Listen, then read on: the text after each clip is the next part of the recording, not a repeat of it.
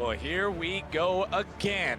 Game number 2 in the 2018 World Championship. We're already seeing changes come in as Fnatic is saying, you know what? Ning's got a Camille reputation for a reason. Let's not play against that one here again.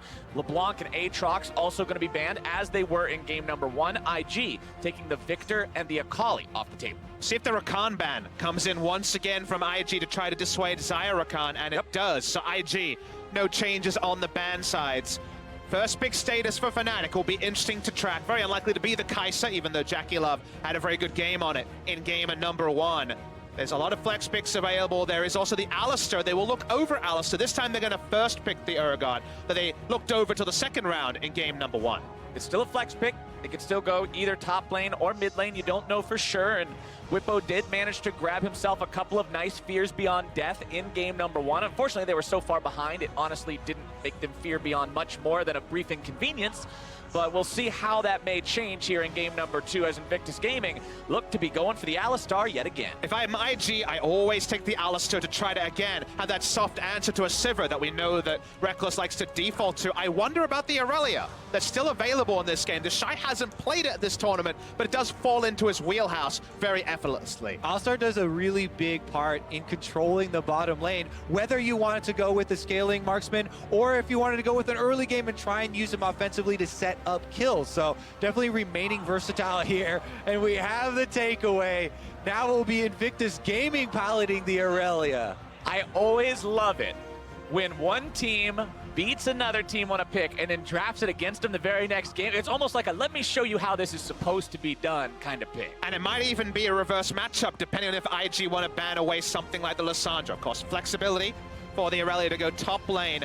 But we see already the Lee Sin Braums, a very strong duo of picks here for Fnatic for their own playmaking. We talked about how their jungle support duo will have to emulate what IG showed in game number 1. Now you could lock Sion, and IG would also have shown both solo lanes, but I imagine they don't want to do that. This is an interesting one. We know Jackie Love plays the Lucian, but there's no saying this Lucian couldn't be going to a solo lane as well. That is correct. This Lucian very well could be flexed around. I like keeping that in the air. That being said, this would definitely be option number 2 for the bottom lane as far as with Alistar. Definitely a very good lane partner, and they can put a lot of pressure out.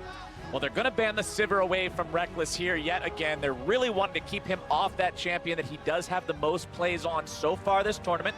Talia banned out now by Fnatic. That was one of those picks that we kind of saw Ning use to break the idea that he's a 2-trick, and he had a very good game on it, so they don't want him to reprise that here, as the Tristana will also be banned out by IG. Talia, Jarvan 4, he's played, of course, Gragas earlier in the tournament. Those are the sort of picks he moves to, or a Zac, if he feels he can get away with it.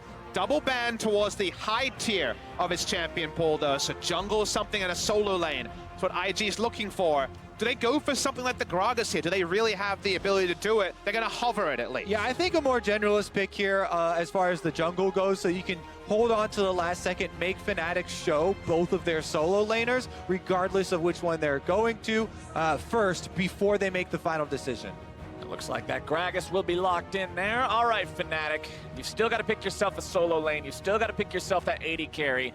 IG was focused on that marksman position in the second half of the ban, so let's see where it goes. And it's tricky because you need 2 lanes that can lane against Aurelia, and you have that Lucian at the back of your mind. Rekkles going to jump on the Ezreal here. It's been one of his fallback picks.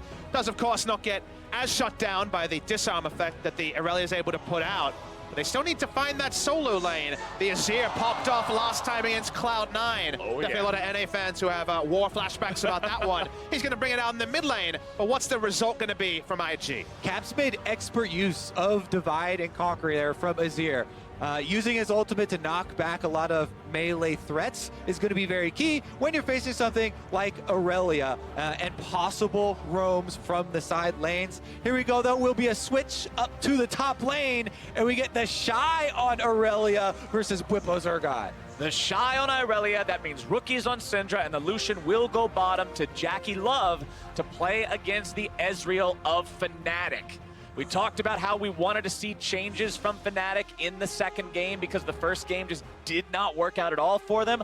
Are these changes the right ones? They've definitely at least diversified the damage portfolio, not an all physical damage comp here. Azir with the consistent damage alongside the Ezreal. When they played the Azir in semis, it was a much more squishy comp with an Azir to finish off. This is more of the old school. They have a pretty big front line and then Azir to do consistent damage behind it. I'm loving the rookie Syndra here though, because if he's able to force Azir back, Syndra has a great matchup into Azir. Azir's really only way to use his ultimate is to go in aggressively. And if Caps can actually pull off the duo plays with Broxah, that might be one way to subvert what is a bit of a painful early laning phase for the Azir. Plus, because of that lane swap with Aurelia now going top, we have a very different game. These lanes are so much more volatile than the Urgot versus Sion. Aurelia definitely could depend much more on that jungle pressure, and we could see more action there.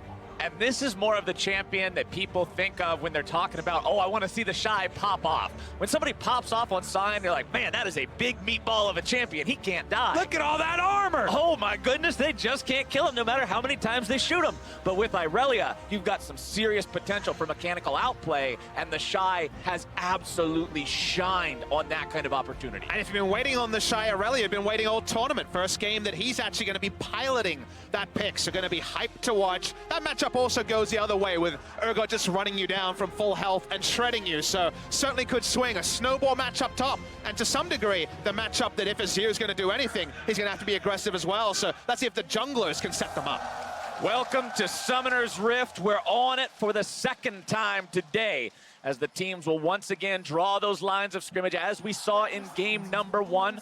Broxah again piloting that Dark Harvest Lee Sin. We're going to see how well that plays out for him here this time around up against the Gragas from Ning. See if Broxah can get his team going with some of those big signature Lee Sin plays early on. All right, let's see if we get some vintage Invictus gaming style with 3 aggressive lanes trying to make their own plays early on. Ning now on the Gragas.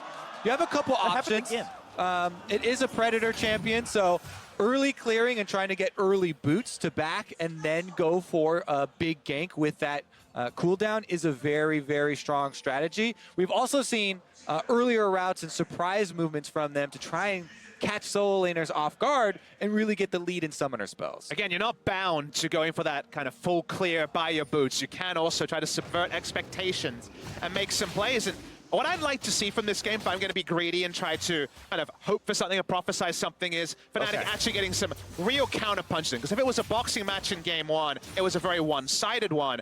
IG, their bread and butter in that big run over domestically, where they went basically undefeated in regular season and spring and summer, only one best-of-3 loss in each, was the fact that from ahead, they are just so oppressive. Winning lanes and a jungler that can take advantage of that. From behind, that's when they've looked much more susceptible. Didn't fall behind in game number 1. Like we said in game number 1, it was a very different look for Fnatic as well. A team that has, throughout the course of this tournament, almost always been significantly far ahead. And we'll see what they can do now that things have been reset. We're back to that even point. Can they get themselves to that major lead again? Yeah, I think the first site to fight over is, again, bringing it back to the river because the roaming of the supports and junglers has been so important. And the control wards that were purchased very early on in game number 1 by Invictus Gaming definitely paid for themselves and allowed them to really get a hold on the opener. Here we go, though. The Shy pushed up fairly close to the top turret, and he doesn't actually have defensive vision down for himself. So Broxah, and just the threat of Broxah, now making him play off the wave. Ning does manage to clear himself 3 camps, go right back to base, get himself a nice pair of shoes, and now he can utilize the Keystone, get out onto the map and make those ganks happen as mid lane, Rookie and Caps trade back and forth here just a little bit. But last time around, we saw IG get themselves to a point where they were so scary strong by the time Fnatic got to try to team fight them, Fnatic couldn't do anything. And although Fnatic has had some pretty big performances from everyone, the consistent thing about this team is how they play together, how they move as a squad, and we'll see if they can make that happen here in game number 2 as Broxah tries to go in, but a nice scat of the week comes out from Rookie to make sure they won't find any more of his health bar. Those scat of the weeks are the Rookie special. He was blind picking this champion, a bit out of meta in the second half of summer season, winning against Yasuo, winning against comfortable matchups for the Syndra. This is ultra comfort for him, and this is very much the sort of game where if they can take it down, this might just break open the series, so I like him going to Ultra Comfort in a good matchup for Syndra. Both of these mid laners selecting defensive summoner spells for their second summoner spell as well, with the barrier for Caps and heal for Rookie. So the junglers do not want to get baited under turrets, looking for that first blood. Ning now making his own pass and dropping his control ward through the river, trying to allow the subsequent version. It's been a very risk-averse path from Ning. He gave up both scuttles to start the game, wasn't looking for any skirmishes, so very much just trying to keep himself relevant. Lane's in a good spot for him. Jackie Love trying to control. Here you can see a bit of a CS lead just because Lucian does have the ability to trade and push the wave unless Ezreal really gets the game going at level 1 with his Q. Yeah, Reckless will be fine, just hanging back, farming up a little bit here, and especially with Infernal Drake being the first elemental Drake this time around, I hope we get to see a bit more early action than we saw in the previous game. I mean, these two teams, you guys already talked about how they have the highest champion kills per minute. They're also just two teams that have really fast game times. These guys close out games very quickly. Once they get Barons, it's often only a few minutes afterwards that they win the game, as we saw in game number 1. But top side is going to be Bwipo, being on the worst end of a trade here as Ning makes his way into the lane, looking to find the gank. Flash into the body slam, into the damage, into the kill, into the first blood for IG. And Ning again, able to have an early game impact here. Makes very good use of those Predator boots right up the river into the top lane, getting Summoner Spell Flash from Bwipo as well. It just was great punishment. The timing there to call the jungler, the duo coming in as Bwipo's trying to push in the wave. You know he wants to get greedy, push out this wave, an awkward spot for the Urgot. When the reverse was true, the Shy was just fine. This time, when the Fnatic top laner is pushed up, Ning comes in, the body slam flash is perfect, and Bwipo nowhere to run. Bwipo being picked off. First blood going over to IG puts them at about a 700 gold lead here. Bwipo will make his way back into the lane now, but Ning is making a return visit, and he's making it rather quickly. The Shy going in, tries to find the stun, dash away from Bwipo, gonna buffer through the duration. As Shy goes back in, gonna drop the Vanguard's edge. Ning wants to show up here as well, grabbing the kill onto that one. Brox are gonna be taken low. Can't show up in time to save the top laner, and that is 2 for IG. Bottom side is Balan going in to force out a 2v2 here. Flash out from Reckless to keep himself alive, as now they might be looking to turn things back around, but Hylissang is quickly losing way too much health. This top lane situation is exactly what we cautioned against in Champion Select with the switch of top laners. Top Focus gets 2 kills now for Invictus Gaming, and then bottom lane we just saw their summoner spells blown on their own. And that's the problem. It exacerbates the problem on the top side, as at 2v2 Reckless went for a very conservative flash away there. He would have known, of course, the jungler couldn't be bot side. He was showing top side after the successful gank, but he makes the defensive play. It's a sign of where the comms are for Fnatic here. They're feeling defensive. They're understanding that after 2 kills go in on the top side, things are starting to once again slip away. And I want to harken back to Champion Select, where we mentioned the volatility of the top lane with the way these picks are playing out. When you talk about a volatile matchup, you don't want to see your guy falling significantly behind in CS and going 0-2 in the first 6 minutes. If you're talking about a volatile top lane matchup, you're inevitably in the same breath talking about the junglers and Ning.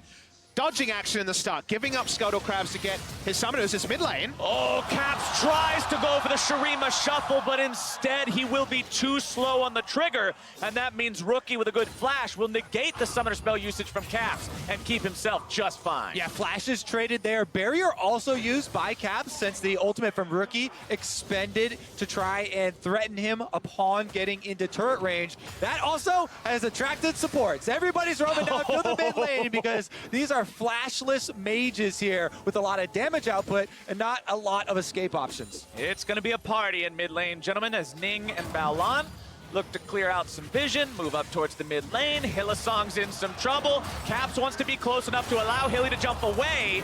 He will get himself away for now. The cast doesn't hit. Hylissang stays far forward enough to make sure that doesn't happen, and Fnatic are striking back with a punish. Ning gets taken very low, but he will miraculously survive. He pops his potion, 20 HP is enough to keep Ning alive. The crowd rolls for that one, but damn, it was close. That is one where you wipe your brow a little bit, almost went down for missing his ultimate there and not securing the kill. But in the end, everybody does get out, and Broxa has made his way up to the top lane. Broxa wanted to find some help here for his top laner. Shy's going to be taken very low. Sonic Wave not finding the mark. The Shy still looking to make a kill happen here, but he will not do it.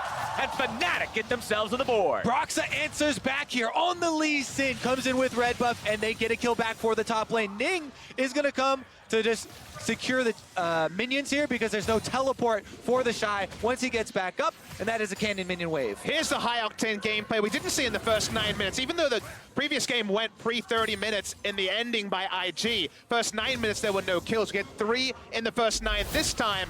And also, as we start the replay here, we see on the top side, Bwipo much more comfortable in this matchup, despite the Shy getting 2 kill involvements early. The ult doesn't end up actually triggering, but Brox is in the right place. And again, a big reason for this gank from Broxa is because Ning just missed his ultimate and was chased out of mid lane. That gives full priority over to the Fnatic jungler to try and make use of the time where Invictus Gaming jungler had to recall, had to pay for his mistakes.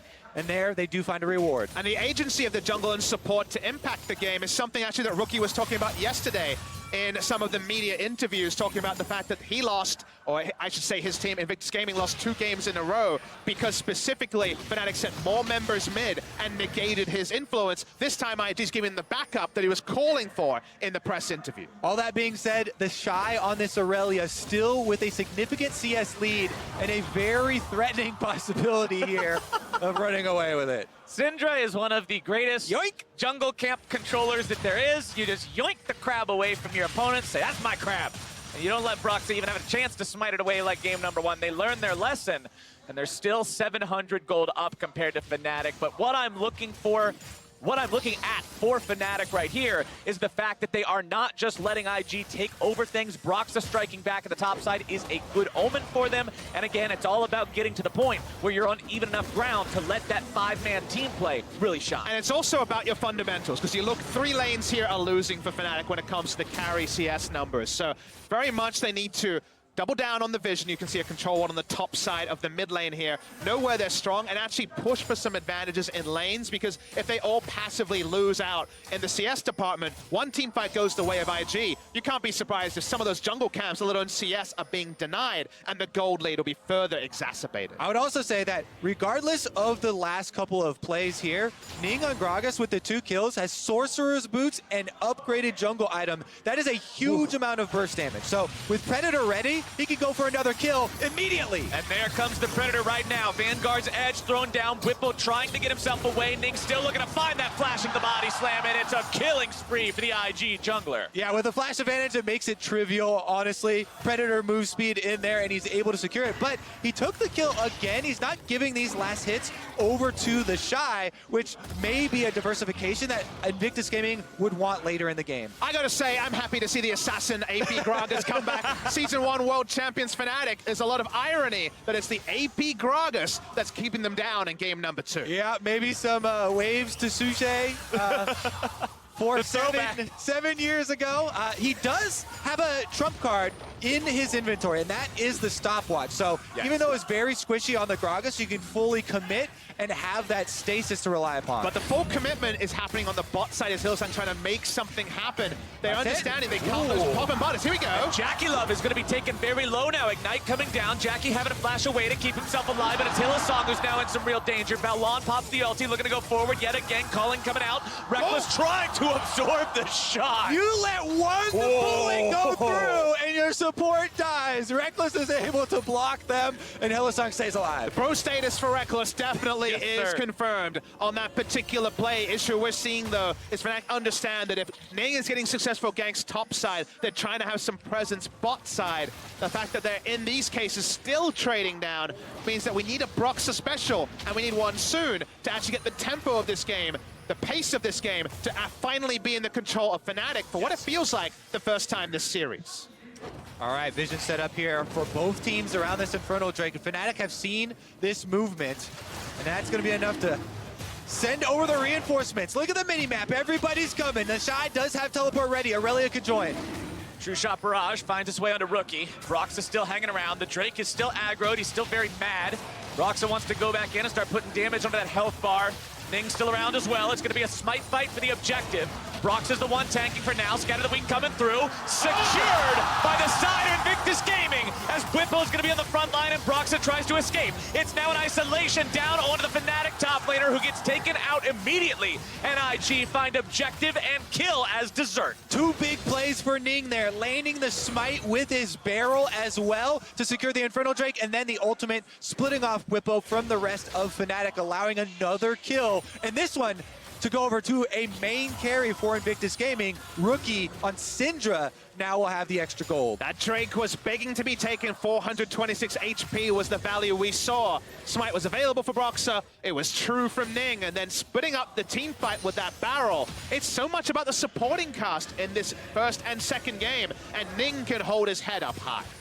Bottom lane, Fnatic's turret has taken a beating. Let's take another look, though. Acer Predator replay at how the Infernal Drake went down. And this Infernal is at least a, well, later on we can come back moment for Fnatic. Even though they have agency over the pit, they lose it out, and the cask here is on point.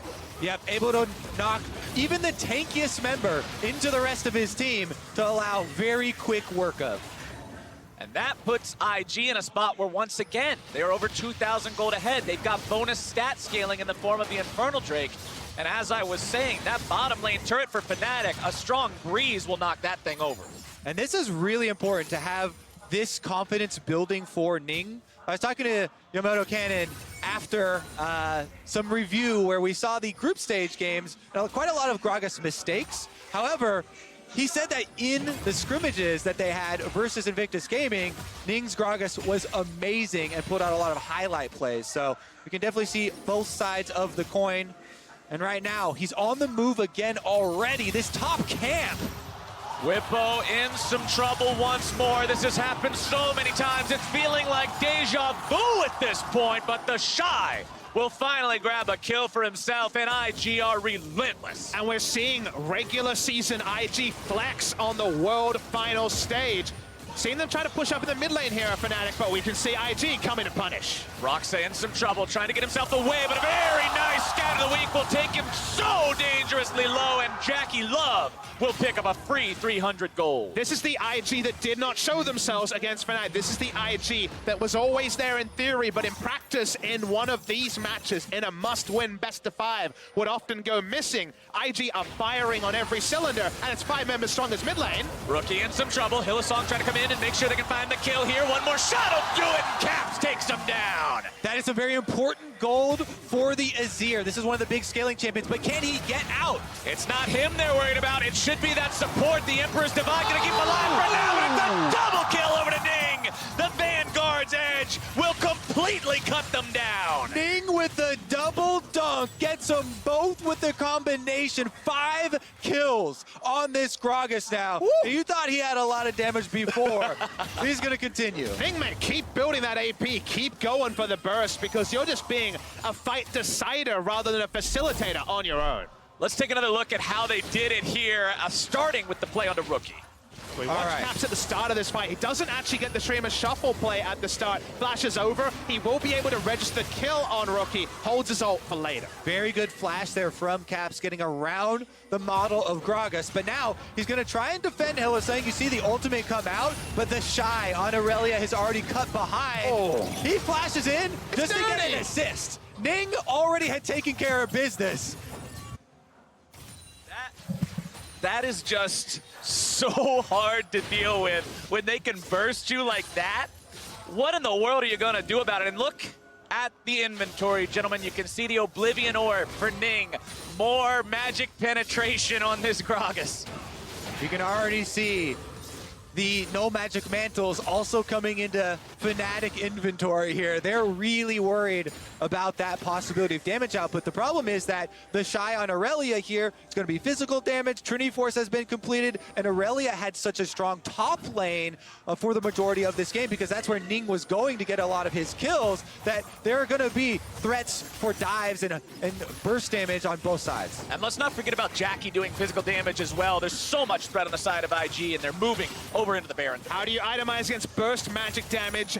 have very strong physical damage and have damage of your own. At this point in the game, you don't if you're Fnatic. That is the cost here. It's going to have to be conservative positioning. Even if you're Reckless, who usually at 2 items, is going to be at least able to shrug off some physical damage. So that's why Fnatic will be second to basically every brush, because they have burst engage everywhere to respect. And with that Rift Herald summoned, IG want to once again open up this map. Shelly summoned up, looking for that tier 1 here in the mid lane. They've got everybody backing her up. Whippo's gonna try to clear away the minions. True Shot Barrage makes its way through. The Shy's coming around from behind. Drops 1 blade for the stun, thinking about going in even further. Instead, gonna back away. Scatter the Weak finding its way onto Caps, who does get himself further back. Culling gonna be used now by Jackie. They won't find much more. IG just want to disengage this one. Whippo continuing to try to chase. Balong going to be taken down about half, but here comes the counterattack going through now. Whippo taken very low. Jackie Love looking to find the damage, has the auto attacks. That's the first kill of the fight. Shy still looking to find someone else. Won't be able to land the stun, as now it's Rookie, who will scatter the Weak to the wind as a double kill for Jackie. Signals no chance for Fnatic. Broxa and Hillsong will run away into the bottom lane, but Ning is in hot pursuit. He finds a hit on a Broxa, who gets himself away underneath the turret, but will it be enough in time? The Shy continues, the stun is down, the double kill is through, and Invictus Gaming are annihilating Fnatic. This is the Invictus Gaming that went 34-2 in the LPL, made the finals, and they are making game number 2 look like it's gonna go the same way as game number 1 with another Infernal Drake. And no one is lost in the shuffle. This is not a solo lane carry. This is a flying V of death approaching the Fnatic members and finding them wanting. Knowing your ranges and hitting that flash Scatter the Weak was insane from Rookie halfway through this play, but they've got the damage down. We've mentioned the table setting of Fnatic wanting to fight behind frontliners. No one's tanky compared to all this damage IG can do, and when the re-engage starts, the pain never ends. Baolan there had a very good interrupt. Look at the chase as after they get Whippo, the tankiest member, Invictus Gaming trying to rush them down. Rookie was looking for that stun the entire time. 3 members lined up against the wall, and he finds it. And it's just a ability to clean up from here. The Shy waiting for his moment. His ability to spread his lead on top lane Aurelia has been the best I've seen from the Aurelia players, which is an amazing mechanics from people like Smeb. This is the Shy just being able to spread his lead from top to mid, and now bot side is Fnatic sticking in a bush and hoping something can happen. Fnatic want to make a play onto the Shy here, but the thing is, IG has backup hanging around as well, and it looks like nothing's going to happen. Let me tell you, the Fnatic brush, you know, brought into existence by... Very treacherous. Yeah, also by the previous Fnatic teams that were able to do so well at the World Championship. And this is the point in the game where teams turn to strategies like the Fnatic brush. When you're down so heavily in gold, You have to. You're facing incredible odds here, and you have to look for you know, those brush with control wards and try and find a sneak play to get some kills back for yourself. And Fnatic are trying to find magic resist. They're trying to deal with now Titanic Hydra Jerome's Fist done after the Trinity Force on the Shy. IG flexing in terms of items, and everyone can push up, and there's level leads, there's item leads, and the control ward line from Fnatic is getting shallower and shallower as IG strangle out the map.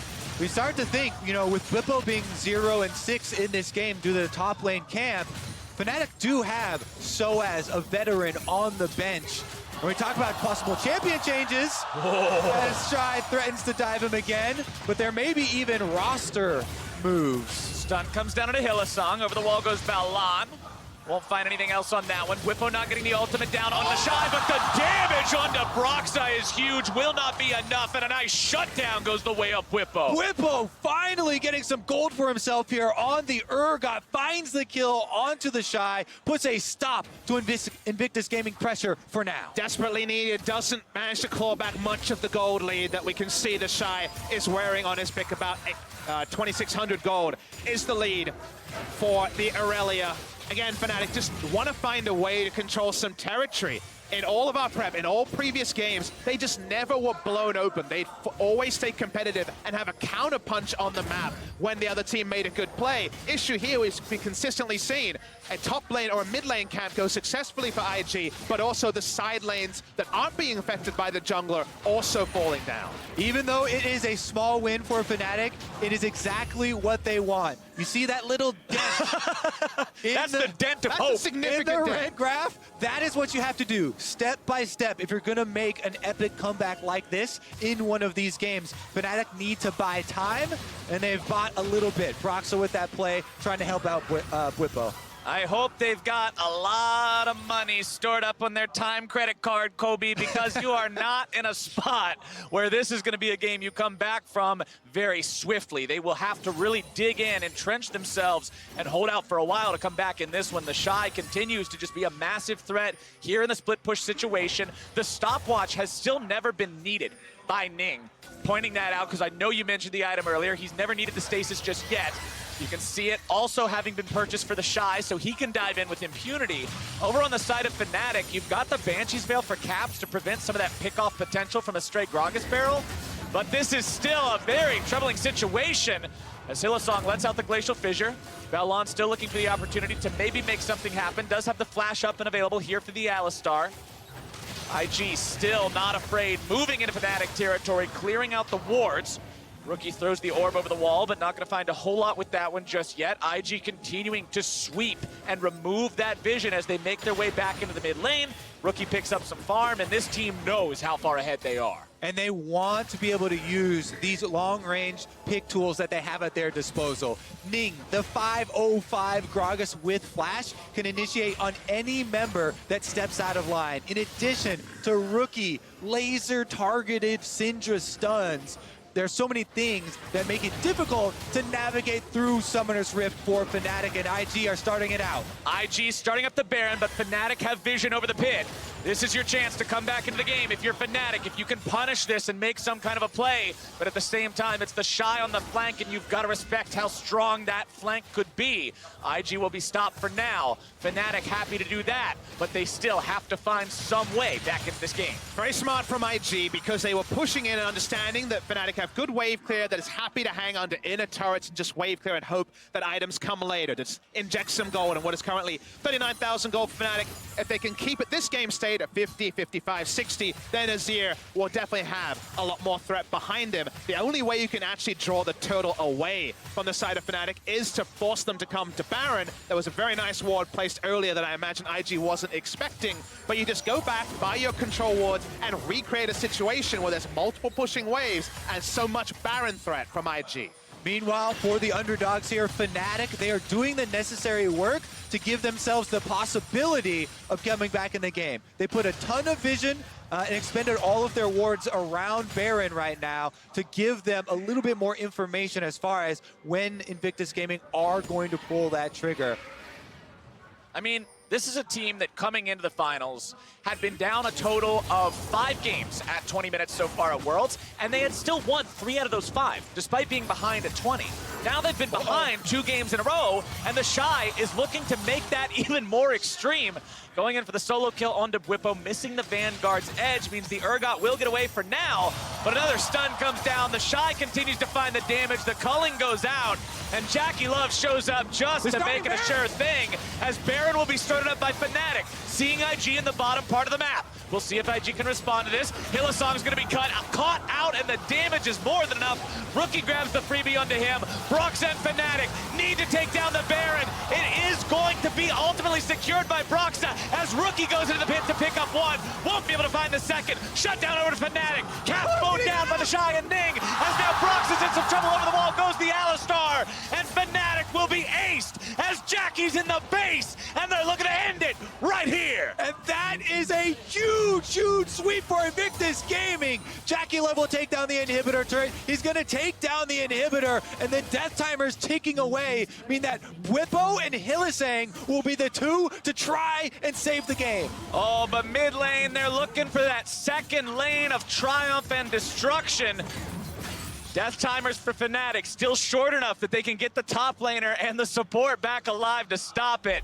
But IG completely dismantled the Baron play despite Fnatic making their move. These are sort of reactive plays from Fnatic that worked so well when they were 2,000 to 3,000 gold down in those few games where they fell behind. But this far down, they can't kill the Baron fast enough to be able to get out. At this point, it's only a gold Baron here because they're not going to be able to wear any buffs. The top laner already dead. 4 members go down as well. The game may not end, but important to realize that this is the sort of call that worked for Fnatic so well in their road to the final, but did not work because of how the early game has gone for IG. I have so much respect for Fnatic for making that call. You don't win by sitting in your base and waiting for them to take everything all over the map. That was one avenue to get back in. It did not work, but sometimes you have to make those decisions. I think the only way to show respect to the Shy's Aurelia at this point is to maybe not enter lane near him, because every time a minion wave comes in, just give him he sees it as multiple gap closures to get another solo kill. So around the Aurelia, that's pretty tricky. Pushing up, they don't have the vision to be able to do that, and that just means that Goldie is going to inch further and further ahead for IG. It does feel like you have to have multiple members trailing behind you if you step into the same lane as the Shy right now. How many, Kobe? Because I don't think 2's Probably enough. about 5. Well, you would need some with shields because even if you have multiple members, Aurelia still has the burst damage to possibly take someone down with them that you have to be very careful with. Anyways, though, we have the inhibitor down on bottom. That means super minions working for Invictus Gaming there while they continue the siege on top side. Fnatic will continue trying to hold the line top side. The Azir is scaling. 3 items completed. Banshee's Veil, Nashor's Tooth, Leandri's Torment. But the question is it enough? Iceborne, Muramana, and Blade of the Ruined King also completed over onto Reckless. But the Ezreal is not one of those huge cannons of a carry like you get when you think of a Xayah or a Kai'Sa. And Fnatic now find themselves once again more than 10,000 gold behind, ready to make the impossible defense. Finding a little bit of damage there onto Ning. Hylissang trying to get himself back to safety. Balan once again always looking on the front, always looking to make those plays. The Shy will continue to provide split push threat there mid as the super minions will do the same thing bottom. Stun comes down through Scatter the Weak onto Hilly, and Fnatic will continue to hold the line. IG are just firing off everything right now. Moving themselves up towards that tier 3 turret. JackeyLove taking a little bit of damage, but honestly nothing to really write home about. IG moving themselves back over to mid lane now. As the wave moves up, the bottom lane will collide into the Nexus turrets, and it means Fnatic cannot defend. Invictus Gaming are on to inhibitor number 2. The Shy finds the stun. He'll be shuffled back into the Nexus turrets. That's exactly what Fnatic needs. Fear Beyond Death finds him, but he's still going to be going into Resurrection. Hilly taken very low. The cast comes down. It's Jackie on a rampage, and IG are still managing to find the fight. JackeyLove will go even further. He'll force Fnatic back, and IG will have to retreat for now with no minions onto the Nexus turrets. The Shy wants more, but he bites off more than he can chew, and Brox has got the shutdown. The Shy is certifiably insane. Re-engages again and again. He could have gotten away, but his hand is still in the cookie jar because the Shy plays on that razor's edge between genius and madness. And so far this world, it's been genius almost every time. His whole arm's in the cookie jar. Look at the man. I mean, he's literally trying to 1v5 under Nexus turrets right now, relying on the Guardian Angel plus his flash to come back up at the exact same time as Ning uses the Gragas ultimate to knock away Fnatic was a very good escape from them. But Invictus Gaming, out of all of that, they weren't able to take down any other member of Fnatic. And then this is a legit 1v4 attempt at the Fountain. Yeah. He knows he's not coming back from that. Well, you know, it's a one-way ticket. 10 players there definitely would have fully disengaged, but the 1 out of 10 is working out just fine for IG. Is honestly, this is a squad maturing in front of our eyes. There's a reason that Frostcurin talks about how this squad in the LPL could never get it done, that wasn't consistent, that wasn't the best team domestically, but internationally growing up in a tournament like this, you take your hats off because, again, a squad performance has come out from IG. And we think about even the history of Invictus Gaming as an entire organization. Don't wait. Older than the LPL. Older than the LPL itself, and yet they only even made the finals a couple of times. Twice. This year was one of those years, and it was off the back of great individual talents. We are seeing the individual talent show up here on the big stage, and they're looking at a very good... Oh! Caps is going to be nearly killed instantly. Forget the nearly. It's unstoppable for JackeyLove. as the enemy mid laner being down is the green light for IG to push for the end itself. Brox is eliminated next. Jackie Love's gonna be dragged in. Fear Beyond Death, a shutdown over to Bwipo. Fnatic make their last stand here. Vanguard's Edge finds its way onto that Fnatic top laner. It's a double kill over to the Shy, and Invictus Gaming will continue their push. A beautiful cast brings Bwipo to his death as Reckless will nearly fall in the fountain. He can run away, but the Nexus cannot. It'll be brought down, and that's IG taking us to match point. Big smiles from the IG members, again maturing in front of our eyes. If you looked at the facts, if you looked at the tape, Fnatic came in very, very well equipped to deal with IG in this best of 5. But it was the intangibles, it was the ceilings of IG that had never been explored when it came to actually performing in the clutch. And while this series is not over, we are seeing some of those ceilings today on the 5 members. They've done it with a standard tank in the top lane. They've done it with a carry in the top lane now. Scaling marksman, early game marksman. IG seem to be firing on all cylinders. And the scary question is, which one did they wear best, the tank or the carry? Because both of them were about as one-sided matches as can be. So if they can do both of them at this level, Fnatic gonna have to redefine the battlefield, find a way to harness the momentum that got themselves here, because so far it has been amazing stuff from IG. You're talking about ceilings, and right now for IG, it looks like the sky is the limit. But for more on how they are one win